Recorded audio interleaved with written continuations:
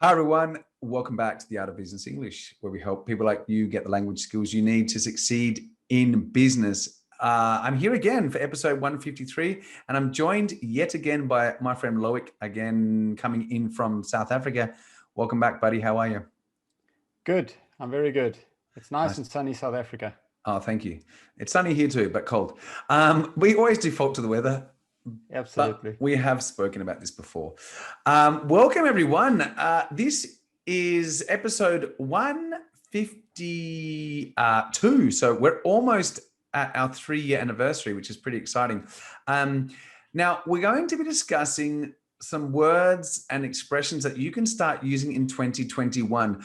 I have been researching diligently for very cool words that maybe are fashionable at the moment, and you probably haven't heard of them.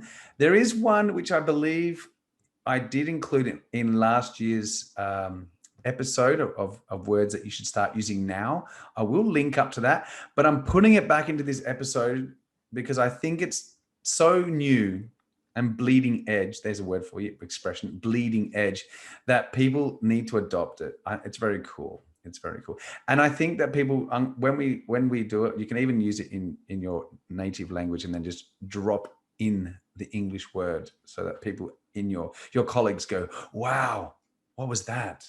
Anyway, so Loic's also given me some words from the list, so he's going to add some as well. So, yeah, buddy, let's roll. How are you? Everything's fine? You're good there? Yeah, I'm good. I'm looking forward to providing your listeners with some hacks. Some hacks. There's another word. Some hacks. We're gonna have fun today. Good. I'm in a playful mood today. That's good. So some vocabulary hacks for the day. Anyway, so let's dive into episode 152, words and expressions that you can start using in 2021. Oh, and just to point out, the same episode for 2020 was also very popular. So I hope you guys like this. Please do comment if you have any extra words you'd like to add to the list. You can send Loic and I a voice message, an audio on SpeakPipe. So I'll link up to that in the show notes and on the website. So check that out. We love to hear from you guys and get your thoughts. So I'm going to dive into the first one, Loic, which is double click on. Double click on. So double click is like IT, no? It's like used to, Open double click. Yeah, you open a file. Yeah, wow. To double click on your mouse to open a file. But it's been adopted in business to actually mean to go into more detail. Wow. Yeah, I know. Educate me. It's pretty simple, eh? I'm pretty excited about it, though. I'm a bit of a word nerd today. So, for example, I really like what you said. Could you just double click on that for me for a moment? So if I say, I really liked what you just said, I would like you to double click on it. I want you to go into more detail. And I was thinking my Spanish and my Catalan friends could even use it in their native language. They could say like, sí, me ha gustado lo que me has dicho. ¿Me podrías double click en esto? And then that would sound really cool because they were using Spanish and then they drop in an English word. Yeah. So you could even adopt it because in Spain, they love to adopt like words from English and then use them in their meetings. So that's the first one. That's the one I actually spoke about last year, but I've heard it more and more, and I think it's becoming more widely adopted. So quick, get in and start using it so that you're the first one and you can say that you were the first one and that you're cool. What's the next one on the list? Loic. Well, we were thinking switch gears. Switch gears. What are gears? Gears, I think it's a reference to vehicle operation, engines, changing gears from one method of proceeding to a totally different one. So switch gears. So it's like comes from the car, no? Like cambiar de marchas. And yeah, it's like you change direction, no? Yeah. So you move from one topic to another. So give me an example. Well, I'd like to switch gears for a moment and talk about our new processing plant. Okay, so cool. We were talking about something. Now we're talking about the processing plant. Exactly. You are literally moving from one topic to another. So very simple, but very popular, very fashionable. Yeah, good. All Mm-hmm. right, what's the next one? I've got deep work. Oh, I love deep work. Deep Yeah. work is something that we should all benefit from. So deep work is when you really focus on a single topic. And here's the key. You are basically uninterrupted. Deep work should be between 2 and 3 hours of Ah. uninterrupted. Yeah. If you can do deep work for 2 or 3 hours of uninterrupted work, then your creativity juices can flow and you can really actually achieve and be hyper productive. The problem is we are constantly interrupted nowadays, so it's difficult to get into deep work. And what people will also appreciate is that it takes time for your creative juices to flow. So you need that time to get into the deep work phase. Okay. What about an example, buddy? So if that's the case, I'll go with, look, this weekend, I need to do some deep work and uncover the fundamentals behind our lack of performance. So I'm trying to get to the bottom of something, which is also some kind of a phrase, getting to the bottom of Yeah. something. Yeah. But it's going to require some deep work, which is interesting because they go well together, actually. Yeah, I do. Actually, to get to the bottom of something means to understand the root cause of an issue or the root cause of a problem. So you uncover the secrets or you uncover the reasons behind why something is not working or failing. So yeah, good. You can use those too. There's another one. That's a free one today. Okay. We gave that one as a freebie. Okay. Absolutely. Now, this word, everyone's probably heard it, but it's so boringly popular. Founder. Oh, there's a founder. These founders. Yeah, the founder. He's the founder. Yeah, we're all It's like, founders. yeah, we're all founders, man. You're a founder. I'm a founder. It's like word vomit for me. But anyway, it's really popular. So I put it in the list. A founder is someone who has set up a new company, really. And typically, this company is referred to a startup. It's a startup. Yeah, I'm a founder of a startup. It's very fashionable nowadays to be an entrepreneur and be a founder. And the example here, as I'm going to throw in some more fashionable words, the founder is reaching out to potential investors for some seed capital. There you go, Loic. Wow. What does that sound Uh-huh. like? What is to reach out to someone? Oh man, yeah, exactly. So seed capital, reaching out. Okay, so reaching out means to contact somebody probably for the first time. Usually it's for the first time. And usually you're looking to get something out of it, but it's always recommended you give something and take something, work it that way. But you're Mhm. contacting them for the first time, and then seed capital.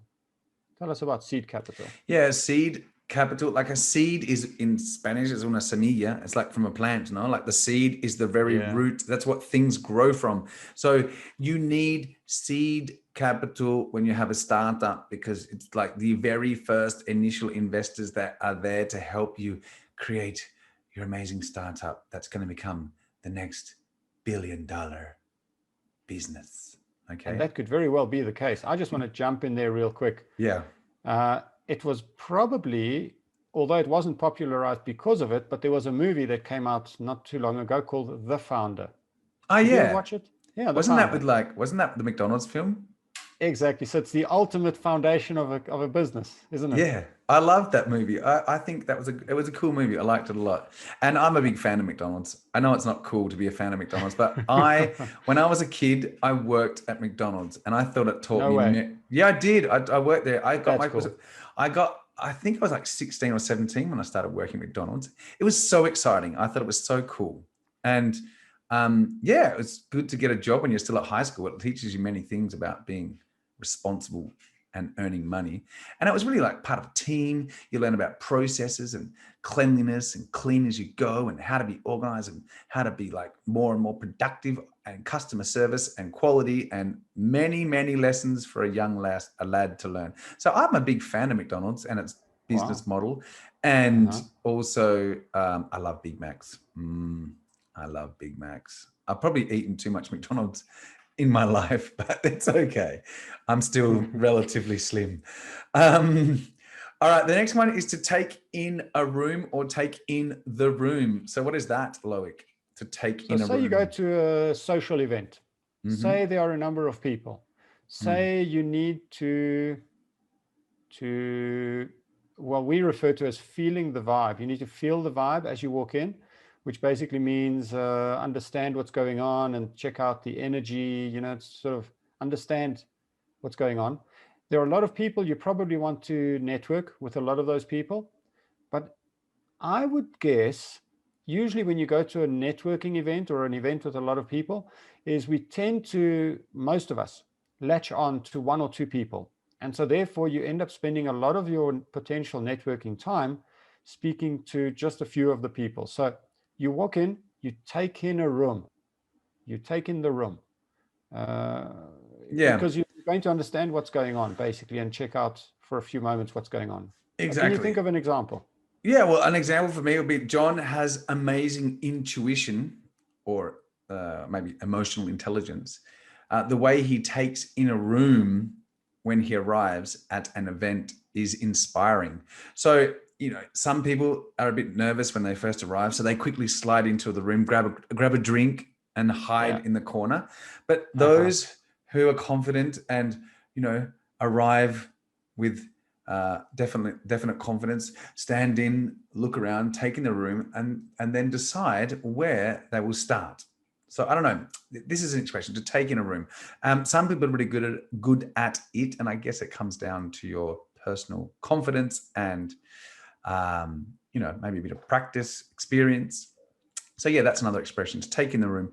Now, this one, I've probably used this before, the next one on our list, because it's very popular, and it is to crush it. Crush it. So to crush is like, for example, think of a aluminium can of Coca-Cola. Perfect. Exactly. If you put it under your foot and you crush it, it is flattened, which doesn't sound positive, does it, Loic? It sounds like that No. doesn't sound good. I don't want to crush it. But is it good? Yeah, interesting. When I first heard it a few years ago, I also was wondering, what is this all about? It's usually applied in a sales and marketing environment, and it'll be something like, hey, we're going to crush it this year. And I thought, Mm-hmm. wow, what are you talking about? Crushing it? Crush what? What are we Mm-hmm. crashing? And it turned out it's not crashing, it's crush. Yeah. And so I guess it's like crush.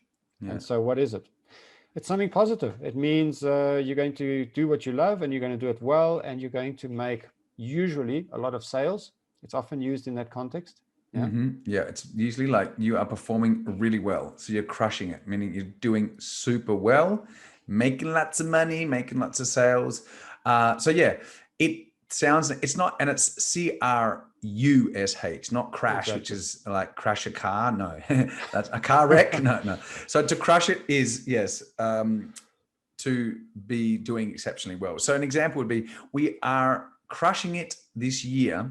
The change in approach after doing some deep work and Uh-huh. taking bold action made all the difference. Okay. So we've used some other expressions in there. Yeah. So you're crushing it. You're doing super well.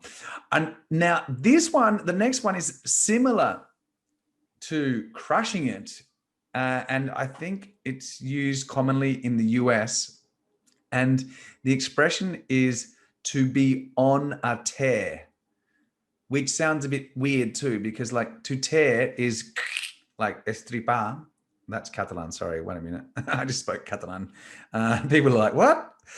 So to tear, think of a piece of paper that you tear, and it means you like rip it in half. You can tear your clothes. So if you are on a tear, it sounds a bit weird, doesn't it? Is it positive? Is it negative? Well, actually, it is positive. If you're on a tear, it means you are having great success over a period of time. So Loic, give us an example of on a tear.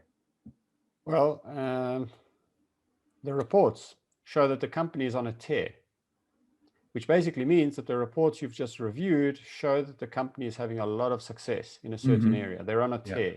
they're on a tear. However, Yeah, before we go further, I have a question. yeah. And here is something that comes up really, really often. And I usually at this point, I say to my clients, just remember, this is English class, not logic class. And so what I mean by that is, how do you know that it's on a tear and not on a tier? Ah, yes. Oops. Good question. Please explain, because what's the spelling? T-E-A-R, no? AR. Yeah, Yeah. T-E-A-R. So do you have well, no, it's a pronunciation, no? Yeah, because tear means your eyes are watering and you're Yeah, like crying, and so una you're lagrima. yeah. I'm sad. Yeah, you're So I crying don't too. know. Usually I say to them, you got to look at it in context, listen to the conversations, apply it in the right way, and people will think you're a rock star. Yeah, they will. I think you're on a rock star. You'll be like, oh, we're like, Jean from sales is on a tear. She has sold Yeah, like 20 products this week. So totally. yeah, typically a company that's on a tear, if it's, in the stock market, maybe it's like stock price has increased dramatically. For example, GameStop is on a tear. Has anyone been following? Have you been following GameStop? GameStop. Yeah, No. GameStop. This is like just if you're listening to this podcast, it is the 2nd of February in 2021, and GameStop has.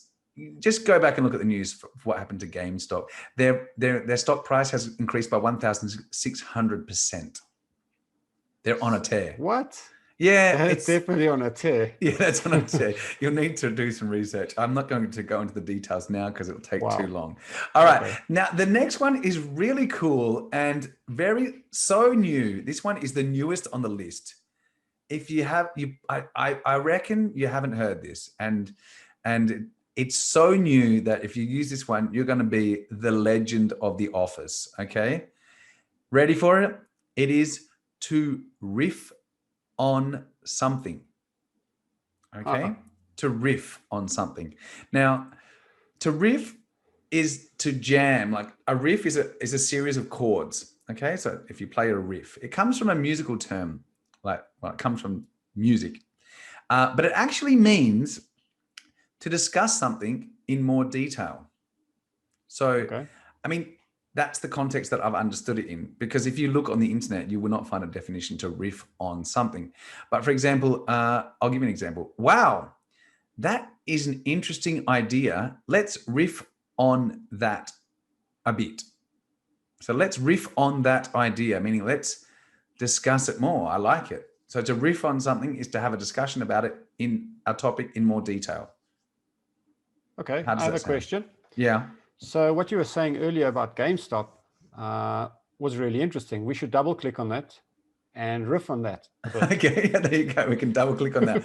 All right, let's riff on the GameStop. Okay, the GameStop is a retailer that sells video games and DVDs. So you can imagine that their business model in America is probably in the death throes. It's probably like, I'm going to die very soon. So Yeah. I think GameStop was one of the most shorted stock in America. Now there is a term. To short stock. I'm not going to go into that. It's a financial term. Okay, leave it. Yeah. Do you know what shorting is? Yeah, I do. Yeah, you borrow stock from someone at one price and then you pay them. You give it back to, you sell it back to, or you give it back to them, but the price is lower than what you originally paid for it, and you can take the difference and blah blah. Anyway, or what they originally paid for it. You make money on the difference. You make money basically on the stock going down, not going up. And then a whole bunch of people in Reddit forums, like retail investors, decided that they don't like people who are shorting the stock. So they started pushing up the stock price radically. Incredible. And some hedge funds last week lost $2 billion on the short. So so we just riffed on the GameStop. Anyway, let's diverge and go back to the next one. Sorry, that was just us switching gears. Let's switch gears back to this episode. What about push back on, Loic? That's one of yours, buddy. To push back on. Yeah, to push back on something. So I'm not going to tell you that there is such a thing as pushback. So let's ignore that for a moment. Let's just talk about pushing back, which basically means to delay or to disagree. And those are two separate things, because the one basically means that I don't agree with what you're saying, so I'm going to push back. And the other one refers to delaying something. So we should push back on something, which means start it or do it later, not now. Exactly, yeah. So generally your employees might push back when you make changes that they don't agree with. but maybe we also need to push back the start date of this project because we're not ready. We don't have time. So yeah, it can have two meanings depending. Push back is to delay or to disagree on. For example, the staff really pushed back on that last change of instructions in the new project, meaning they complained and were giving resistance to the change. Mm-hmm. Cool. Okay, the next one's to take bold action. Bold, I like that. You can take action, but we're going to use bold as an adjective here to make it sound even better. What is to take bold action? To do something in a major way, make major changes, not minor ones. We're going to take strong action, make good decisions. We're going to do something decisively. Yes, decisive, I like that. Action. Decisive. Mm-hmm. Decisive, and also maybe brave. Yeah, yes, exactly. A difficult decision, but it's a brave, decisive decision taken. And many companies in times of the pandemic have been required to take bold action to save their business okay. So yeah, in times of crisis, you need to take bold action, and that's BOLD. So an example would be, if we're going to win them over, the clients, we need to take bold action, which deliver the product, then call the meeting. Okay, so cool. What about the next one, buddy? Gearing up. Now, we were laughing about this earlier because you were saying, well, this is not really new, is it? To gear up for something. I guess it may be new for many people. I like it though. It's a good expression. Gearing up. What does it mean? Like, what is gear? Gear is your equipment, equipamiento. Yeah. And actually, now that we're discussing it, it makes me wonder whether we're talking about gears, mechanical gears again, or whether we're talking about equipment. You know, getting equipment ready. But ultimately, it means to get ready for something. Yep. So if you're gearing up for something, let's say if you're in the clothing industry, if you're in retail, then you're probably gearing up for the festive season, which means you're stocking up, when you're hiring staff, you're getting ready to do big things. I like that. If you're gearing up for a camping trip, you're getting all your gear, equipment ready. Exactly. But in business, we're gearing up. We're gearing up for some problems. I mean, you can also gear up, not for something positive, you can also gear up for something negative. You can say, oh, we're gearing up for the bad weather that's coming, which is probably going to affect our supply chain because of, I don't know, problems with deliveries. So you can gear up, I mean, just basically getting ready. So an example would be, we're gearing up for the summer season and expect big sales. I like that one. And the next one is like the opposite, no? What's the next one, buddy? Yeah, absolutely. So you're gearing up for the summer season. We're going to crush it. And then after that, we're going to wind down. We're going to wind down. That's literally the opposite of gearing up, really. Yeah, wind, W-I-N-D, wind down. Yeah. So it's slowing down a process ahead of an event, or you can slow down a process after an event because you finished. Let's wind things down. So give me an example of that. So we're winding down after a really difficult year. Or alternatively, we had a very good year. But either way, we're going to wind down for the holidays. So there's an event coming up. It's the holidays. You're going to slow down the business a little so that you can get through a period when most people are taking holidays. And so that's winding down. We're winding down operations a little. Yeah, good. And you can also use this term in like a meeting. You can say, okay, everybody, we need to wind down this meeting. We're running out of time. So let's basically bring it to a close. Okay, we're getting to the end here. Now, this one's another one of your words. So what is it? What's this next one? So the next one talks about making some positive changes. And what we would say is trade up. I think I need to trade up. Probably it means I need to sell something in order to buy something better. Let's say a computer. So this computer is getting too slow. I need to trade up and buy the latest one. More or less like that.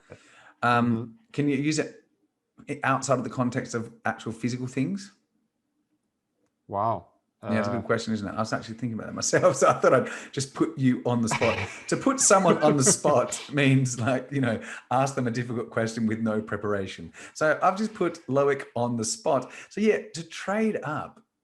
I mean, could you trade up your job? Like you need to get a better one. So you're going to trade up. I don't reckon that not would really? work that. No, because it's like, it's not like you're exchanging it. You're just ditching, you're leaving one for another. We use it, you can use it disrespectfully. Don't say girlfriends and boyfriends. Yeah, I was going to say, you Don't can do use it. it disrespectfully with your girlfriend or your boyfriend. Yeah, I'm going to trade up, meaning I'm going to ditch my partner and go and get a better one, which is a bit rude. But anyway, yeah. So trade up mainly is with physical objects. Okay, and the last one on our list, which is also not mega new, but maybe you have heard it before. What's the last one on today's list, buddy? So the last one is shake up. And usually shake up, trade up, all of this basically means making a change. So in this case, it's altering, varying, or somehow making radical changes and reversing something that's been going on. So whatever was going on, we're going to shake things up. We're going to shake up what's going on. Yeah, shake is like, think of a martini when you make it. So all right, so an example of that would be, we are out of ideas. So we've got no more ideas left. Let's shake things up and throw some new ideas around. So, you're trying to, you're like, we've got a blank. I'm just like, I've completely blank. So I need to like shake things up, make some changes, or this company is running in a terrible way. It's disorganized, it's unproductive. Let's shake things up. So make lots of changes and try and improve the company's position or prospects. So those are the expressions that people can start using in 2021. I'm sure there are a few gems in there. What are gems, Loic? Wow. On the spot something again. Which is obviously, it's a reference to something, well, it's only a reference to something precious, right? So Exactly. basically you've got a lot of material that is maybe interesting, maybe not, but inside there you have some gems, something that you can use which will make you shine. Yeah, exactly. Something A gemstone is like a very precious stone, no? So if you have a gem in a few gems in there, means there are some really good words from today's list. So I think we've covered a lot today. We've been a bit like crazy, going here and there, switching directions and changing gears a lot. But I'm a bit playful. I don't know. It's just a funny day today, so I'm just feeling a bit crazy. That's nice. Yeah, funny day. But anyway, thanks everyone for that. Please comment, give us your thoughts and feedback. Tell us if you're using them. Tell us if you need more context on if you're using them correctly. And if you do want to learn your more expressions, obviously you can check out Loic's course, which is up on the Art of Business English, called Business Idioms course. It's really fantastically. That's a silly word, but anyway, it's a fantastic course, which Loic's put together, and covers loads of idioms for different sections or departments. So finance, production, marketing. So it's a good resource, and it's super, super accessible at $9.99. So I would recommend you check out Loic's course. What would you recommend it to, Loic? So I would recommend to your listeners that they shake up their language this year. Mix things around a little bit. Use these idiomatic expressions. Literally, like we did earlier. If we're going to go on a riff about it, maybe the listeners should do some deep work. Get to the bottom of things and really shake things up and come out with something really, really interesting this year, so they can literally go on a tear. Yeah, go on a tear. They can crush it this year. You can crush it this year with your English if you just throw in those words. So once you understand them, once you use them, once you start using them, they'll become easier, and you can just throw them in there. You can pepper your language with these idiomatic expressions. Okay, people. Well, thank you very much. I hope you've enjoyed the episode. Make sure you come back next week for more episodes of the Art of Business English. And I hope you're having a good start. It's early days of 2021, but I hope it's looking up and more positive. Thanks for coming over, Loic. You're welcome. Thank you for having me on the show. Pleasure. Welcome back. Take care, guys. I'll see you next week. Take care. Bye for now.